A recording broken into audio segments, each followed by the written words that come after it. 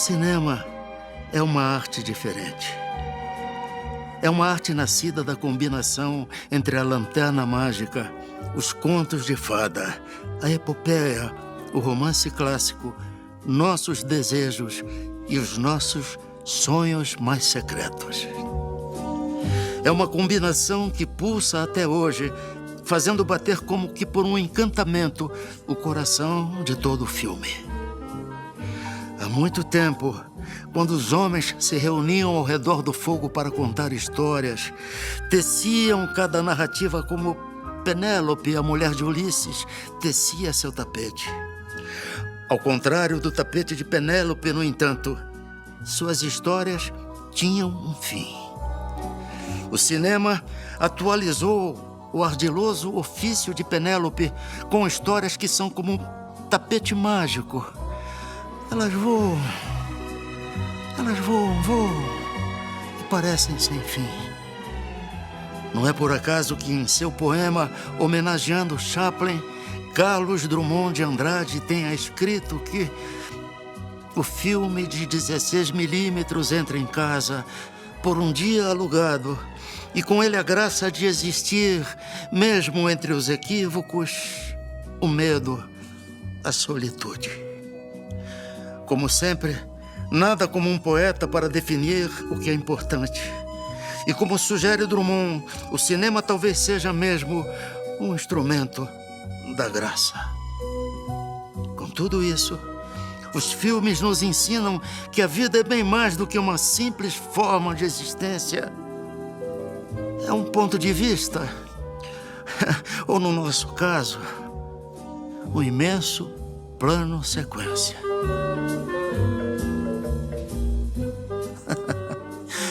Meu bem, não chores. Hoje tem filme do Carlito.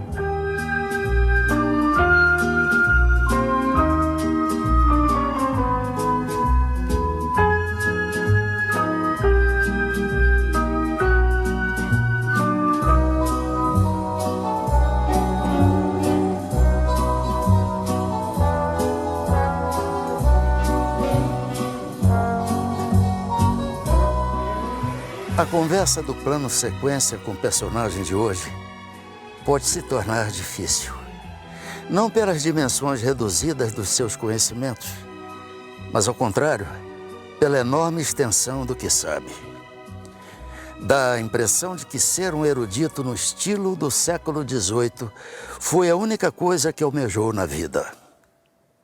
Quem acompanha a estranha viagem que pelos últimos 30 anos tem empreendido por redações de jornais, revistas, editoras, agências de propaganda, produtoras de filmes e canais de televisão, tem a sensação que suas ambições foram plenamente realizadas.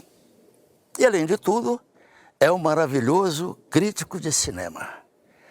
Plano Sequência oferece hoje a oportunidade de usufruir do raro e, por vezes, inesquecível espetáculo de um homem pensando. O nome dele é Sérgio Augusto de Andrade, o nosso estimado Arapinha.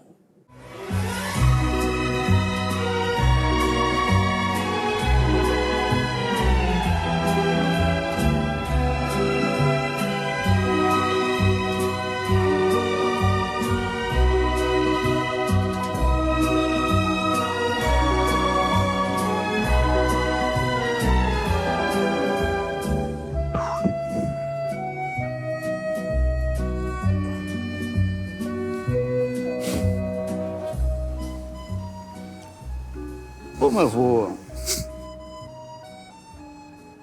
traduzir a honra imensa de tê-lo nesse programa, nesse nosso projeto, o Plano Sequência. Sérgio Augusto, produtor, editor, roteirista, e que é a base afetiva e cultural do Plano Sequência. É realmente uma honra.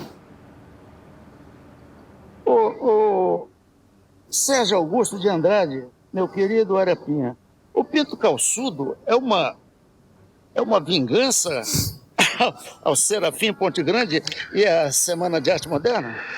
Carlos, quando eu escrevi esse livro, eu tinha a impressão que as pessoas estavam escrevendo muito, querido, para fazer declarações de amor. E eu queria fazer uma declaração de ódio. Eu não gosto de Oswald de Andrade, eu detesto São Paulo. Então, na verdade, esse livro foi mais ou menos uma espécie de libelo pessoal que eu queria o mais agressivo, o mais virulento e o mais contundente possível contra esses três alvos. O modernismo, Oswald de Andrade e São Paulo, na ordem que fosse.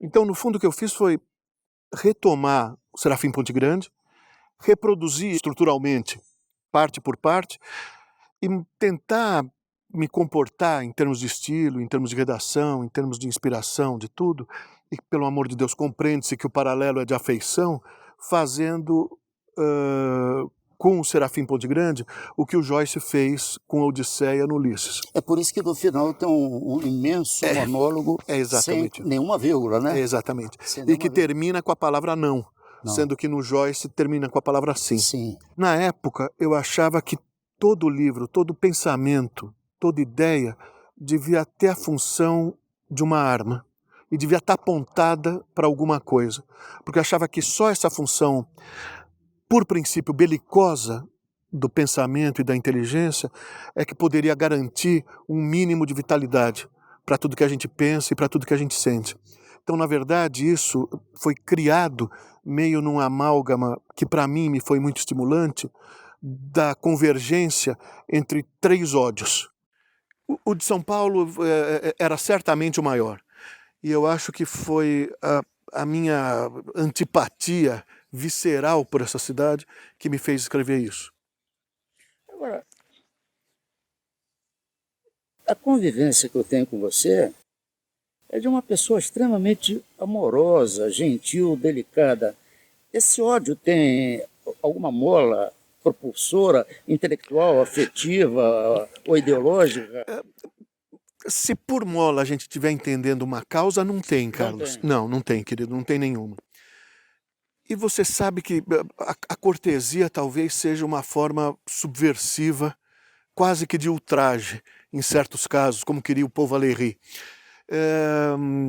Eu sempre quis crer que se a literatura não fosse, antes de tudo, radical, ela não teria a função de existir. Como toda arte, e para falar a verdade, quase como toda moral. Quer dizer, quando a gente lê Spinoza, quando a gente lê a Ética Nicômaco de Aristóteles, quando a gente lê os grandes tratados morais da Idade Média, a gente percebe que a grande virtude de cada um deles, a principal qualidade, era o radicalismo. E isso é algo que acaba conjugado e partilhado por várias formas de arte e que só assim elas revelam uma natureza que é a natureza última de que as torna eficientes. Eu me lembro sempre, Carlos, se me permitir, é uma epígrafe de um romance policial holandês que eu li porque me foi recomendado por uma pessoa que falava assim, isso tem muito a ver com os jogos de linguagem do Wittgenstein. Eu estava na época muito interessado em Wittgenstein. Eu não me lembro se tinha a ver com os jogos de linguagem do Wittgenstein. Eu não me lembro da história do romance, não me lembro nem do autor do romance, mas eu me lembro da epígrafe. E a epígrafe dizia, a religião é mortal, a filosofia é mortal, a sabedoria é mortal, as civilizações são mortais, o pensamento é mortal, a arte é mortal. Os bons modos são imortais. Agora, você é formado em grego, latim, possuidor de uma acachapante cultura. Não, eu tenho que frisar isso, porque há intelectuais e intelectuais. Há intelectuais que sempre conseguem uma vitrine generosa, né? Sem nenhum tipo de ressentimento. Sempre há uma vitrine que fazem uma projeção dele, sua adesão intelectual, muito maior do que o fato da sua capacidade intelectual. Você é um homem que detém fluentemente, você fala 11 idiomas. Esse livro foi premiado pela Associação Paulista de Críticos de Arte, né? E eu pergunto, você fez também um trabalho sobre Machado de Assis, não foi? Isso, querido. Como é que foi isso? O Arthur Nestrovsky, que hoje é um dos principais diretores da Orquestra Sinfônica do Estado, na época ele era responsável pela Publifolha, que é a editora, Carlos, da Folha de São Paulo. Se comemorava, à época, se eu não estou errado, o centenário da morte de Machado de Assis. E ele decidiu convidar 10 autores, se essa é a palavra, eu fico pensando no meu caso, para escreverem contos baseados em contos do Machado de Assis, e ele designou um conto e, às vezes, eventualmente, um romance para cada um deles. E ele me deu como função elaborar em cima de um conto chamado Cantiga de Esponsais. E daí eu tive a ideia de tentar, ao máximo que eu pudesse, Carlos, fazer um pastiche do estilo dele, do próprio Machado de Assis. Eu sei que isso soa excessivo, soa petulante, soa arrogante, soa isso, mas eu não estou falando que eu consegui, nem estou falando que eu sou o Machado de Assis. Estou falando, quer dizer, como estrutura, como exercício, era isso. E também era uma coisa que me levou, de certa forma, a me reencontrar quando eu era jovem, Carlos. Quando eu era jovem, lá sei eu, 15 anos, eu estava no colégio, eu achava todas as aulas muito, muito tediosas. E o único jeito de eu escapar do tédio das aulas era mansa, silenciosa e quietamente ficar escrevendo no meu caderno exercícios que eram como pastiches das pessoas e dos escritores que eu admirava. No caso, basicamente, um filósofo de São Paulo chamado José Arthur Janotti, que é um filósofo da USP, que escreveu um livro insondável sobre Feuerbach, que é um filósofo alemão idealista, e, basicamente, Padre Antônio Vieira, que eu simulava o estilo, a voz nos sermões. Então, para mim, quer dizer, a única forma, o único ponto de vista, a única ótica, o único caminho de acesso possível para o que me tinham pedido com relação ao Machado de Assis fosse esse. Por sorte, por generosidade do Arthur, ele chegou, a meu ver, com certa imprudência, a destacar o meu conto, falando que ele achava isso um extraordinário exercício de estilo. Eu achei imprudente, embora nunca tenha dito isso para ele, só porque tinham mais 9 pessoas escrevendo. E não fiquei comovido com o extraordinário dele, com o adjetivo dele.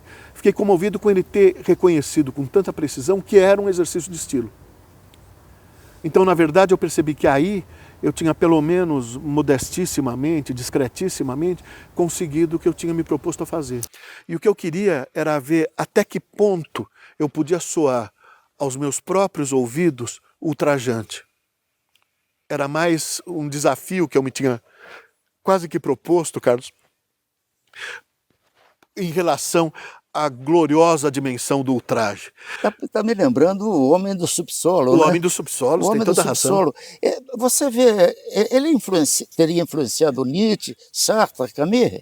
O Dostoiévski? O Dostoiévski? Sim, teria sim, querido. Patentemente, de uma forma muito direta. Sobretudo com essa história, né? Sobretudo com essa história que cria, na verdade, uma genealogia prospectiva. Quer dizer, é como, de certa forma, João Gilberto, eu acho. E nisso Dostoiévski me parece muito João Gilberto. Quer dizer, quando o João Gilberto começa a cantar algumas coisas no começo da década de 60, as canções dele já criam uma genealogia. Já criam como vai ser pensada a música. Já criam o que vai virar o samba. Então, na verdade, o que me parece, João Gilberto é iluminado por um grande sol, que é Dorival Caymmi, e filtra o samba do recôncavo e o samba elaboradíssimo, sofisticadíssimo e elegantíssimo do Dorival Caymmi para frente. Dostoiévski, em outro registro, o que ele faz é se apoiar numa certa tradição negra, literária, europeia e eslava, reelaborar isso de uma forma muito intuitiva e projetar o que poderia ter sido feito com isso. E claro que você tem absoluta razão, ninguém soube entender isso tão bem quanto os existencialistas. Incrível, né? Agora, até que ponto, e com muito ponto, o querido Arapuã, que tinha um outro tipo de humor, Tinha, querido. influenciou o filho? Querido, eu vou te contar, Carlos. Eu vou te contar uma história curta, com a qual eu espero não te entediar. Não. Mas que eu tenho esperança que talvez te responda, meu bom Carlos. Eu, quando tinha 11 anos de idade, eu costumava ler muito um semanário do qual você vai se lembrar, chamado Pasquim, que era publicado Sim. no Rio de Janeiro. Eu estudava num colégio tradicional de São Paulo que tinha uma banca de jornal na frente. Toda semana eu comprava isso. Eu me lembro de um artigo que o Maciel escreveu sobre o Richie Havens, que é um cantor preto maravilhoso, esquecido hoje. E que ele conta do encontro que ele teve com o Richie Havens, e o Richie Havens estava sem dentadura. Ele não tinha dente, então ele só podia tomar sopas e tudo assim. E ele ficou maravilhado com o encontro com o Richie Havens. E eu me lembro que no final o Maciel escreveu: ele me deu a mão e eu me afastei desse encontro com travessão, confesso, travessão, um pouco mais leve, vírgula, um pouco mais feliz. Ponto. Eu achava que esse jeito de escrever não era só uma virtude de estilo ou de qualquer coisa, mas era quase que um ato moral. Ele colocar entre travessão, confesso, para dizer um pouco mais leve, um pouco mais feliz, isso era uma suspensão no ritmo da frase que deixava isso não só antológica pela forma que ela tinha sido pensada, não só antológica pela expressão da emoção que ela acabava manifestando, mas antológica porque ele transforma um verbo entre travessões realmente num fato moral. Por isso tudo, querido, eu lia muito o Maciel com muita atenção. Um dia, ele escreveu um artigo sobre a compaixão, baseado na filosofia hindu, que eu intuí que tivesse alguma influência sobre isso. Eu achei o artigo, como sempre, muito bem escrito, mas eu tinha uma dificuldade estrutural, essencial, de saber como me relacionar com o artigo, nesse caso, por um motivo simples e razoavelmente básico. Eu não tinha a menor ideia do que era compaixão. E daí eu fiz o que me parecia a única coisa possível e certa de fazer. Eu liguei para o papai. Eu fui até um telefone público e liguei para o papai. Papai, na época, trabalhava numa agência de propaganda. Ele era diretor de criação de uma agência de propaganda. Ele deixou uma reunião que ele estava para me atender. Eu falei: papai, o senhor me desculpe.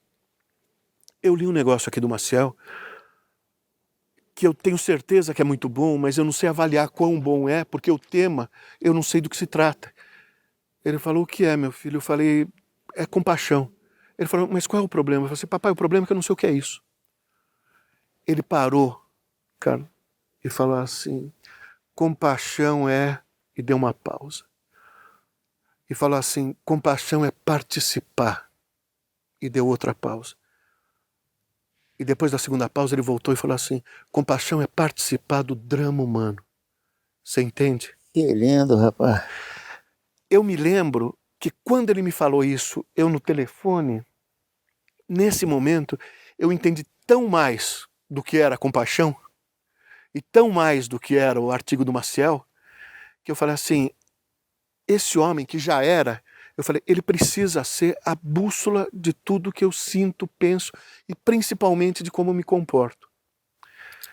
E foi o que ele foi, querido.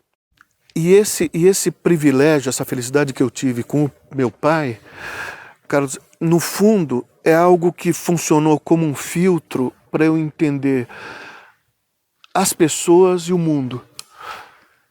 E eu acho que isso acabou se completando com a minha relação com o estado da Bahia, que é justamente a antítese e o oposto de tudo que eu sinto em relação a São Paulo. Agora me diz uma coisa, nós somos drummondianos. Somos, querido. Quando eu era criança, ele diz assim, quer ver? Carlos, sossegue. O amor é isso que você está vendo. Hoje beija, amanhã não beija, depois de amanhã é domingo e segunda-feira ninguém sabe o que será. Aí você lembra daquele outro poema que você disse para mim antes de começar a gravação. O do anjo? O que te toca mais? A Máquina do Mundo, que começa: e como eu palmilhasse vagamente uma estrada de Minas, pedregosa, e no fecho da tarde um sino rouco se misturasse ao som de meus sapatos, que era pausado e seco, e aves pairassem no céu de chumbo, e suas formas pretas lentamente se fossem diluindo na escuridão maior, lindo, cara. vinda dos montes e de meu próprio ser desenganado, a máquina do mundo entreabriu-se. Para quem já procurar já se esquivava, e só de eu ter pensado se carpia. Que lindo, que lindo. Aí ele responde, chega um tempo em que não se diz mais meu Deus. Tempo de absoluta depuração. Tempo em que não se diz mais meu amor, porque... Aí nós dois temos autógrafo dele, né? Como é que é a tua história com ele? Quando eu completei 16 anos, o Drummond era um personagem mais arredio, mais arisco e mais difícil do que o João Gilberto foi durante a vida inteira dele. E o papai sabia que eu tinha uma veneração por ele. Eu comecei a ler o Drummond com 11 anos de idade, indo para a minha escola de ônibus. E não é que eu tenha descoberto, querido, o que era, ou entendido o que era a poesia quando eu estava lendo Drummond. Eu entendi o que era que eu sentia, sem que houvesse a necessidade de nenhuma referência direta para o que eu estava sentindo, inclusive porque eu não sabia o que eu estava sentindo. E daí a possibilidade de você independer dessa referência direta me pareceu que é o que fazia a grandeza da poesia. Quando eu lia aquilo que eu tinha te mencionado também. Do anjo? Do anjo. Ah, por favor, repete aí. Suponha que um anjo de fogo varresse a face da terra e os homens desesperados pedissem perdão. Não peça. Que é uma coisa bem do que ele era quando era um menino em Itabira, e que era um menino terrível, que brigava com o pai, e nos colégios e tudo. O papai sabia dessa minha veneração por ele, e através de uma agência de propaganda no Rio de Janeiro, conseguiu, com Justino Martins, de quem você se lembra, que uma moça que o Justino Martins conhecia fosse atrás do Drummond para me receber e para me colocar em contato com o Drummond. Essa moça, para sorte minha, para sorte do Justino Martins e para sorte do Drummond, era uma das mulheres mais lindas que eu vi na minha vida, descontando-se a minha mulher. É lindíssimo, é lindíssimo. Era uma mulher grande, alta, morena, que tem aquelas bolsas enormes que toda mulher muito bonita sempre tem, e que foi atrás do Drummond de uma forma atabalhoada, como toda mulher bonita tem o direito de ir. E não conseguia chegar perto desse homem. Ele foi até o apartamento dele e se encontrou com a mulher do Drummond e explicou o caso. A mulher falou assim, minha filha, você não vai conseguir falar com ele aqui. Você não vai conseguir falar com ele nas mediações. Eu te sugeriria uma coisa, todo dia na hora do almoço, Carlos vai à livraria Leonardo da Vinci, na Avenida Rio Branco. Se você quiser, leve esse jovem que veio de São Paulo lá na hora do almoço e espere. Ele vai aparecer por lá. Eu estava num estado de ansiedade e de medo para conhecer esse homem, dado a dolorosa disparidade de grandeza que existia entre ele e o mundo. E imagina o mundo, entre ele e um estudante, um menino de 16 anos, que a gente ficou lá algum tempo, e como ele não apareceu, numa certa altura eu virei para ela e falei assim, vamos embora que acho que hoje ele não vem. Ela falou assim, será que não? Eu falei, não, se quiser a gente volta outro dia. Eu queria adiar esse tormento que estava sendo para mim, essa provação de ficar com a alma transida de alarme e de pavor esperando esse homem. Quando eu falei isso, ele entrou. E daí começou uma outra provação, que era a dúvida se eu dizia para ela ou não que ele era o Drummond. Eu falei, eu não posso fazer isso, porque daí eu estaria atraindo, não ela, não o poeta, mas estaria atraindo o papai, que me deu isso de presente, 16 anos. E eu virei para ela e falei assim, ele é o Carlos Drummond de Andrade. E ela foi até ele. E foi até ele, e para minha sorte, como todo grande poeta, o Drummond era tarado. Sim. E quando viu essa mulher, ele ficou completamente assombrado, Carlos, completamente, o que foi minha sorte. E daí, numa certa altura, ele explicou quem eu era, ela estava tão aflita e tão ansiosa para contar todas as coisas, que numa certa altura ela virou e falou assim, olha, seu Carlos, eu trouxe inclusive uns poemas meus que eu escrevi para o senhor ler. Ele falou assim, olha, eu te peço muita desculpa, eu não sou mais capaz de ler nada, eu mal leio os meus, os que eu escrevo, mas eu seria inconsequente se eu aceitasse os seus poemas. Daí ela falou assim, mas o senhor pode dar autógrafo aqui para mim? Ele falou, claro, posso estar assim. Daí ela abriu aquela bolsa enorme e começou a procurar uma caneta lá. E procurando, ela falou assim, essa minha bolsa é enorme, tem até rato aqui dentro. Quietinho, o Drummond falou assim, gosto muito de rato. daí eu percebi, eu falei assim, como um homem inteligente é Galante. sempre integralmente inteligente. Inteligente, né? Eu Que gosto observação mineira, quietinha, ao mesmo tempo devastadoramente sarcástica. Era um negócio inacreditável. E daí quando eu, finalmente, consegui balbuciar uma outra coisa, estendi para ele as obras completas, ele estava assinando, conforme ele assinava, ele me perguntou, e você vai estudar o quê? E eu respondi história, porque na época eu tinha já algo preparado sobre Hegel e a Revolução Francesa, e eu já estava muito adiantado, eu queria crer que isso que podia você ia escrever em alemão, né? que eu tinha escrito em alemão. Em alemão. E eu achava que isso podia me facilitar e me economizar uns 2 anos da faculdade. E eu falei para ele falou, você vai escrever o quê? Eu falei assim, você vai estudar o quê? Eu falei, história. Quietinho, como ele falou do Hatter, quer dizer que você acredita na história. 4 meses depois eu estava prestando vestibular para grego e latim clássico. Incrível. Agora, a tua paixão pelo cinema. Vamos lá. Carlos, isso começou de um jeito muito sensorial e quase físico para mim. Na verdade, começou com uma ereção. É mesmo? Quando eu tinha 10, 11 anos, perdão, quando eu tinha 8 ou 9 anos, meu pai sabia que eu gostava muito de cinema e ele alugava filmes em 16mm para passar em casa. E ele sabia que eu gostava muito de faroestes.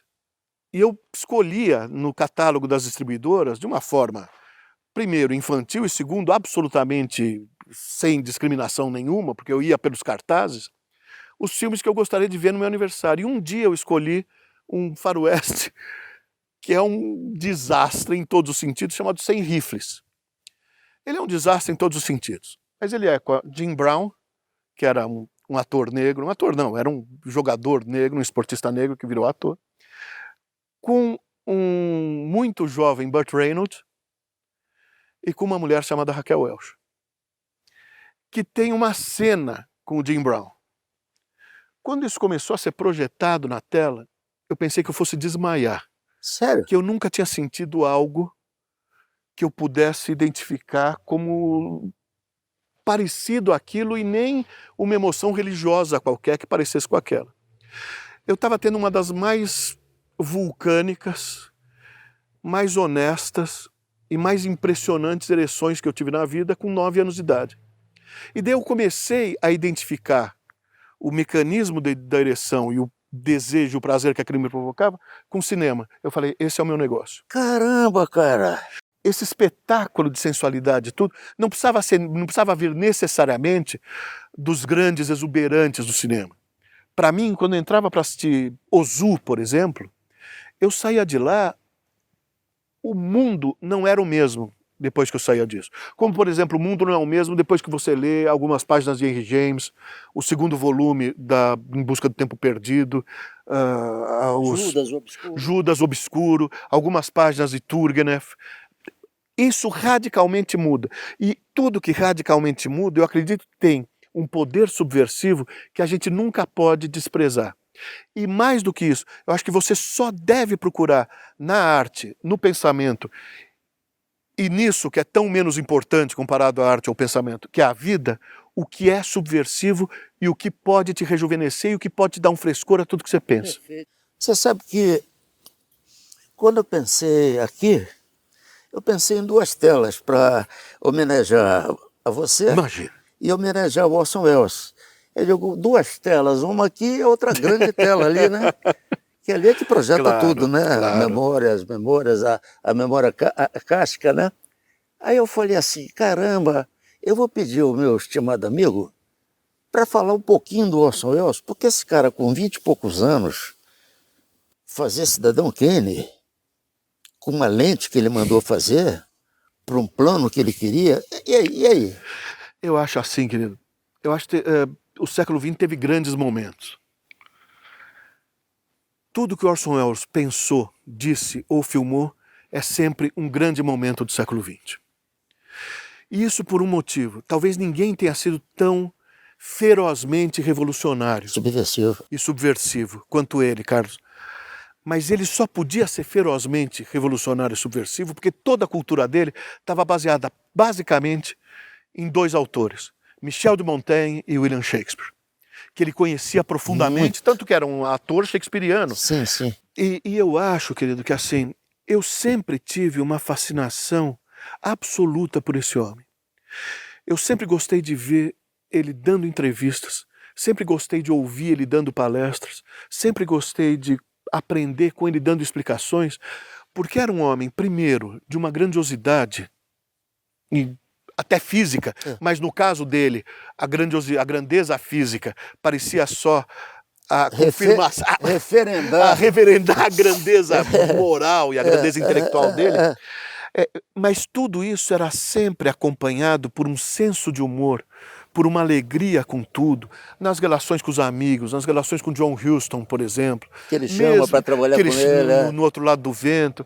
Então, vamos ver A Marca da Maldade? Claro que sim, querido. Naquela célebre abertura que não tinha computador? Não tinha quase nada, Carlos. Não tinha nada. Vamos passar aí A Marca da Maldade?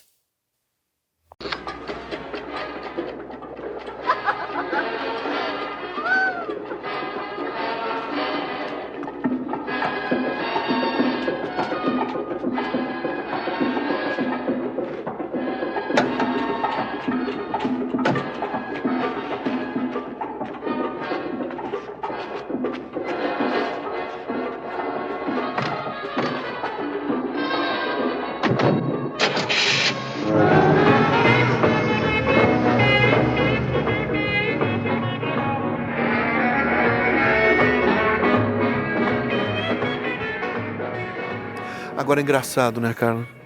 Como esse homem era inteligente, né? Porque, claro que tem o mérito e a qualidade de pensar um plano desses, e claro que tem o mérito e a qualidade de conseguir fazer um plano desses. Agora, ao contrário do que acabou sendo feito depois dele, esse não é um plano sequência, que é um mero exercício virtuosístico. Quer dizer, por que esse plano é todo contado de uma vez só em 4 minutos? Porque começa com a bomba sendo armada. E a gente sabe que enquanto isso tudo está acontecendo, ela tá correndo o tempo dela para explodir. Portanto, no fundo, isso talvez seja, embora não seja reconhecido como tal, uma das cenas de maior suspense da história do cinema. Porque as pessoas ficam perdidas pelo fetiche do virtuosismo, pelo folclore do movimento de câmera, que é uma vitória mecânica. Ora, nunca foi uma vitória mecânica que o Orson Welles queria. E eu acho que, nesse caso, quer dizer, mais uma vez, são 2 pontos que eu acho que a gente precisa prestar atenção. Um é o fato de que isso, mais do que qualquer outro recurso, serve de uma forma que é maravilhosamente sofisticada a uma necessidade da narrativa. Isso é uma coisa. E outra, que me ocorre, mas só me ocorre pela sua proximidade, que eu jamais teria essa ideia, que eu nem sei se vale alguma coisa, sozinho, se eu não estivesse contando para você, que assim, homem de teatro que é, o que o Orson Welles fez num plano tão visceralmente cinematográfico. Ele transformou o começo da Marca da Maldade num palco de teatro. Verdade. Onde tudo se resolve com uma movimentação hiperbólica e resolvida, em termos técnicos, de uma forma que é igualmente hiperbólica, em todos os sentidos. Na duração do plano, na mise-en-scène, como se fala em português, na forma como ele resolve a relação entre armar a bomba e deixar que as pessoas esperem, no balé de tudo que acontece. Os figurantes atravessando a rua. Tudo, quer dizer, acaba virando uma coreografia mais ou menos enfeitiçada, que no fundo você não está mais olhando Janet Leigh ou Charlton Heston. Você está começando a ver o que o cinema pode fazer. ¿Qué pasó? No sé, un carro explotó. Mike, what happened? That car that just passed has exploded. The car? How could it do that? I don't know. I'll have to try to find out. You'd better not come any closer. We'll have to postpone that soda, I'm afraid.